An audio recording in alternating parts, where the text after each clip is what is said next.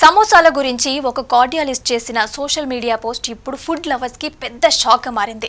సరదాగా snacks room లో తినే అనారోగ్యకరమైన సమోసాలు తినేవారికి ఆయన ఒక గట్టి వార్నింగ్ ఇచ్చారు. సమోసా తింటే అది గుండె ఆపరేషన్ వరకు దారి తీయవచ్చని హెచ్చరించారు. ఆరోగ్యం కోసం తప్పనిసరిగా కఠిన నిబంధనలు పెట్టుకోవాలని హితవు పలికారు.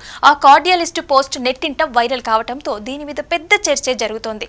సాయంత్రం అయ్యిందంటే చాలు చాలా మందికి నోట్లో స్నాక్స్ వేయాల్సిందే. ఇక ఆఫీసుల్లో ఉండేవారు కూడా కెఫెటేరియాకి వెళ్ళి అక్కడ ఉండే వేడివేడి సమోసా తింటూ ఉంటారు. ఇక సమోసా అంటే సమోసా లవర్స్ ఎంత ఇష్టపడతారో ప్రత్యేకంగా చెప్పాల్సిన అవసరం లేదు. ఎందుకంటే దాని టేస్ట్ చూసి సమోసాని తినకుండా ఉండలేని పరిస్థితి వస్తుంది.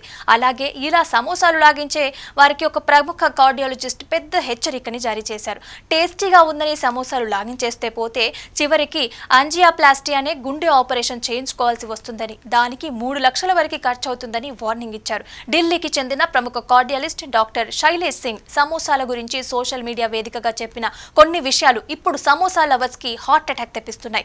ఆఫీసులలో అనారోగ్యకరమైన ఆహారపు అలవాట్ల మీద ప్రజలు ఆలోచించేలాగా చేసే ఒక సోషల్ మీడియా పోస్ట్ ని డాక్టర్ శైలేష్ సింగ్ ఇటీవల ఎక్స్ లో షేర్ చేశారు. అయితే ఆయన సరైన లెక్కలతో సహా హాస్యాన్ని కలగలిపిన హెచ్చరిక ఇప్పుడు నెట్టింట తెగ చర్చనీయాంశంగా మారింది. సాధారణంగా ఒక సమోసా ధర 20 రూపాయలు అనుకుంటే ఒక వ్యక్తి 15 ఏళ్ల పాటు సంవత్సరానికి 300 రోజుల పాటు క్రమం తప్పకుండా ఈ సమోసాలను తింటే ఆ మొత్తం ఖర్చు దాదాపుగా 90,000 అవుతుందని చెప్పారు.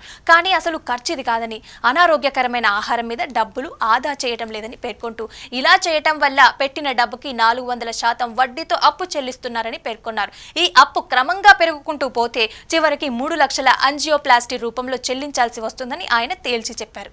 అదే సమయంలో ప్రజలు ఆరోగ్యం కోసం జాగ్రత్తలు తీసుకోవాలని హితవు పలికారు. ఆరోగ్యం కోసం పెట్టుకున్న నియమాలు, నిబంధనలు వాయిదా వేసేందుకు చెప్పే సాకులని కూడా డాక్టర్ శైలేష్ సింగ్ ప్రస్తావించారు.